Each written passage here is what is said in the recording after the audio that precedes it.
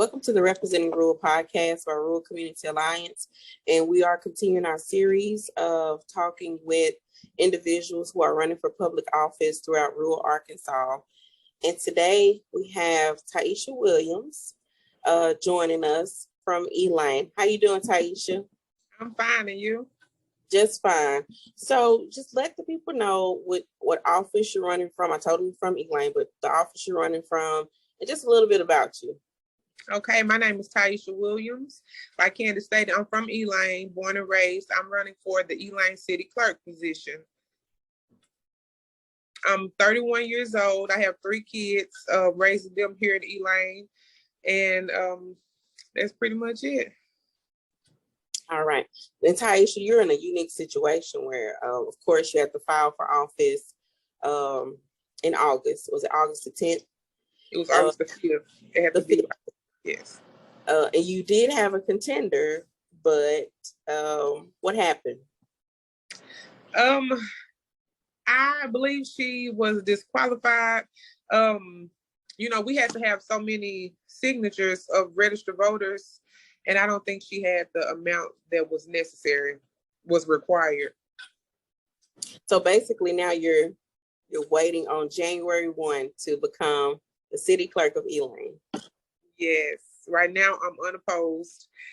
So yes, I'm just waiting to fill the position.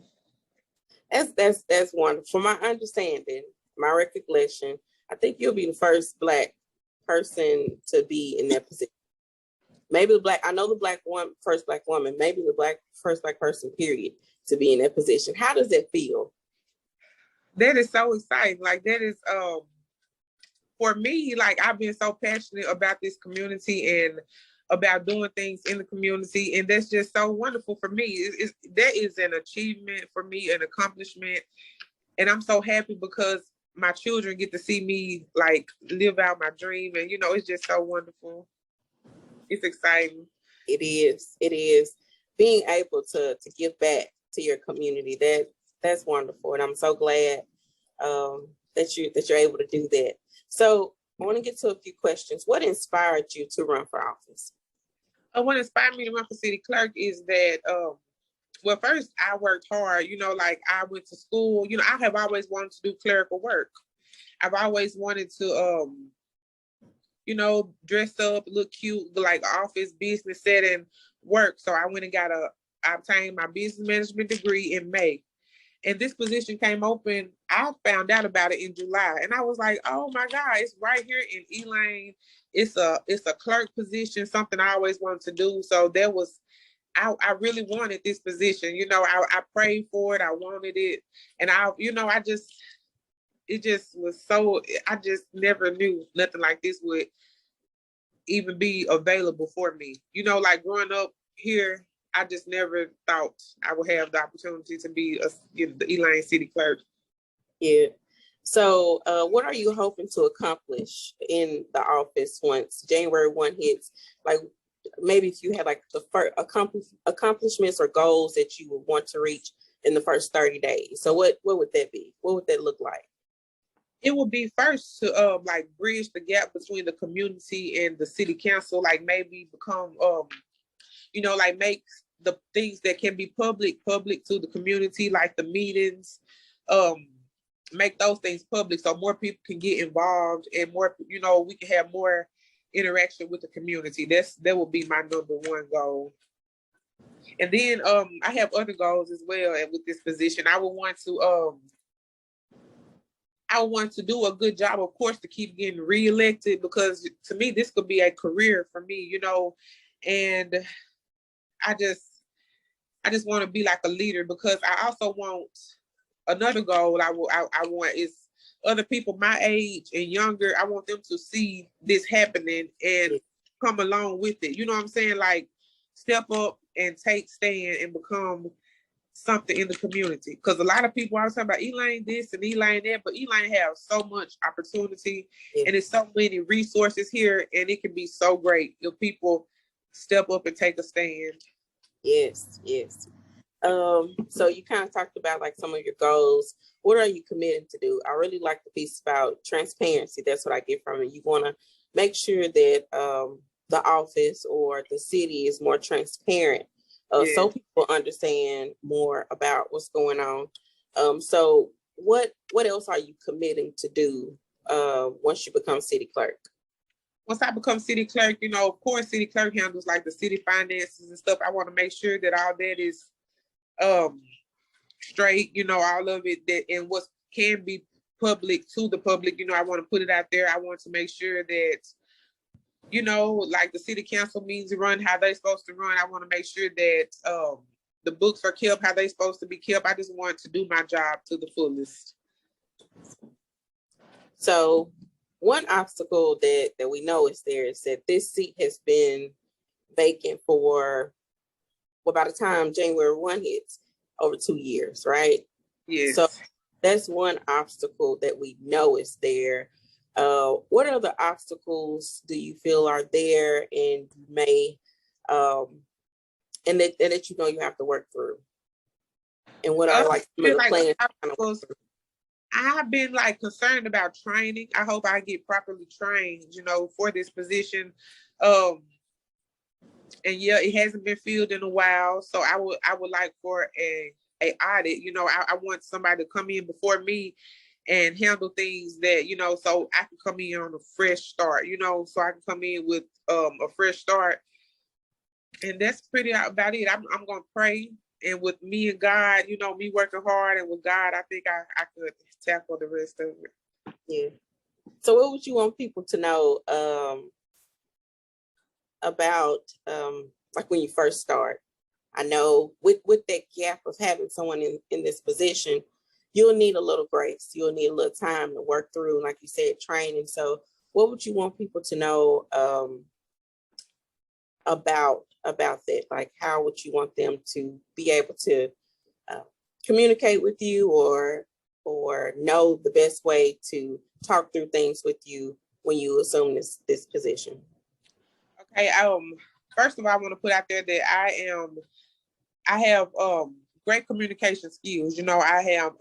I can talk to anybody. I'm adaptable to anything. I can just come to me, and talk it out, and we can talk about it. I want people to give me a fair chance with this, with no biases, no prejudices, not gender or anything, just come give me a fair chance at this, and if it's anything that I'm doing right or not doing right, come talk to me about it, and let's be adults about it and just work together as a community, to bridge gaps and to make this community what it can be, what it should be.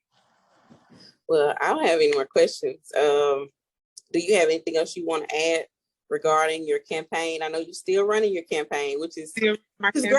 You're still running your campaign. So is there anything else you want to add about that, or to let people know more about you? Yes, I do. I want to let people know that I am very passionate. Like, I really want this position. I want Elaine to be so much better. It's like it's in my heart, and I've been doing this for a long time.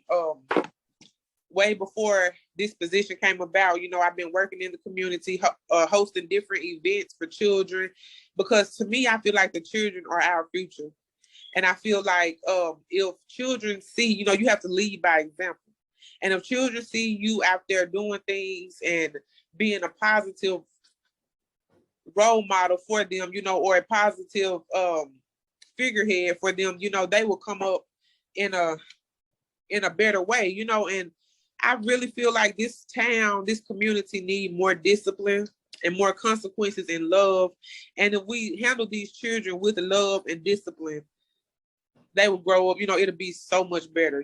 I just want us to work together and build a community that Elaine can be. It's so much talent here. It's so much talent. It's so many people from here that are talented, people that have left. And it's just so much here, so many resources in Elaine, so much vacant land and buildings that's falling down. Like, that could be something, like I hear stories about back in the days, it was movie theaters here, and it was so much here in Elaine, and I feel like that can be all that can be here now. We can do so many things in Elaine if we work together and make it happen. Yeah, you just touched on something about like so many great people come from Elaine. So Yes. not asking everybody to move back, but what would you want to say to people that are from here and the need for them to, I don't know, to kind of invest in the community? What would you say to Yes. them? I would say to them, like, okay, I'm gonna speak for myself. Like, I left after high school. I left. I was gone for like 6 years, and something always pulled me back to Elaine because it's this is where I'm from, and this is my hometown. And if nobody take a stand and do nothing about it, it's gonna fall. It's gonna go down so bad. And I don't want it. I can't do it alone, and I don't want to see Elaine just go down. So if you can, just invest in, like, if you see people out trying, if you see different businesses, just support the hometown, and help out if you best you can. People can buy land and put little businesses on it, and that can give people jobs. That can give children jobs and opportunity and responsibility. It's so much that can be done in Elaine. There's so many things that's needed here. Like, for instance, businesses like laundromats. We don't have a laundromat. It's so many things that is needed here in Elaine, and there's so much vacant land in Elaine that can be occupied, that can be utilized. You know what I'm saying? And it's a need. It is, yes. And I'm gonna do my best, and I'm going to try my best and work hard to bring Elaine, or help bring Elaine to where it needs to be. And you spoke of like the buildings. I know, especially like on Main Street. I know it's a process to kind of get people to get their properties aligned. Do you know if it probably is like something that the city clerk would have to be responsible for? It's like the letter, because I know you have to send a letter to the property owners and say, hey, this is a condition of your property and all that. So, and if that's a responsibility of mine, like, I never thought of that. Thank you. Because I feel like if that's your piece of land, you should be responsible for that, for the keep of that land. Like, it shouldn't be a house on your land that's growing up with weeds and trees growing in the house. Like, that's unacceptable. We're gonna have to start holding people accountable so we can get, or sell the land. If like, it's so many people around here with land that they just holding on to, which I know land is value. Land is value. And one lady, she don't want to sell her land because she says she have her kids. It's willed already to her kids, which that's understandable. But it's some people around here with land and just holding it and won't do nothing with it. If it's somebody out here trying to buy land to put a business on it or to build a home, why not sell that land and let people build? Like, let's build our community. Elaine can be so great, but we have to make it. It starts with us. It does. Yes. So it's been really good talking to you, Tyesha. Talking with you. Is there anything else that you want to share, or if people want to find out more about your goals of what you want to do? Oh, speaking of transparency, there's no like social media presence. Right. Of Elaine on Facebook. And I tech savvy, Candace, like, I took classes for websites and web pages. Like, I like to promote things and market. So I feel like if I do become, like, when I become the Elaine City Clerk, I will like definitely make a Facebook page and, post things on Facebook to make it public, and maybe people can share it from there. And, that's maybe one way it could get out, that things could get out. Or maybe like a text message line, like, for instance, you this to me, like, if we have like to boil water, if we have something, or urgency in the city, maybe I could shoot out a text to everybody and let them know. But it needs to be some kind of way we can like direct communication with the citizens of Elaine. Yeah, that's what it's about, especially nowadays. Like, I know maybe 10, 20 years ago, all of this stuff was unheard of, but now that is the fastest, most efficient way to contact people or get in contact with them, either like Facebook, social media, or like you said, that text messaging service, which would be great, when a board order or something like that is needed. Exactly. I'm excited to see you in this position and what you'll do for the city of Elaine, because it's needed. And I hope, like you said, this inspires other young people to kind of step up in this kind of way for the community of Elaine and other rural communities across the state. Because if we want these communities to be here, it's on us now. It's on us now. Like we are the ones that got to take it forward, because the older people are getting older, like they're getting old and we're coming. So, it's up to us to carry it and make something of it, our generation, then the generation to come. And for us we have to be leaders for those kids. We have to be leaders, and we have to show them how to come and how to be leaders, or, it's not going to progress. You know what I'm saying? It's just going to fall. And you got to stand for something or fall for anything. That's it. That's it. So if people want to learn more about you or about your campaign, where can they find more information? They can find more information on my Facebook page, Tyesha Williams, or they can just contact me if you want to know something about me. My cell is open. I will post that on my Facebook page. I don't have a website or anything. You have an email address or something where people could? I have address Williams Tyesha69@yahoo.com. You can email me any question, anything. I will get back to you. I'm just so excited, Candace. This is so overwhelming. This is it's kind of unreal to me now, but I'm so ready for it, because, and I want to put this out here. I have so much experience in jobs like this, but I never ever held a city position or a position elected.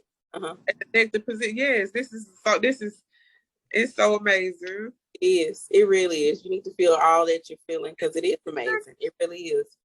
I'm proud of you. Thank you so much. I just want to say another thing. I know I'm just talking, but I'm so that my kids get to see me, because they was there when I was going through school and working and trying to do this and that, and I'm so happy that they can see some of my dreams and my goals come to life, so they can know that you can do anything you work hard for and put your mind to. That's amazing. Yes.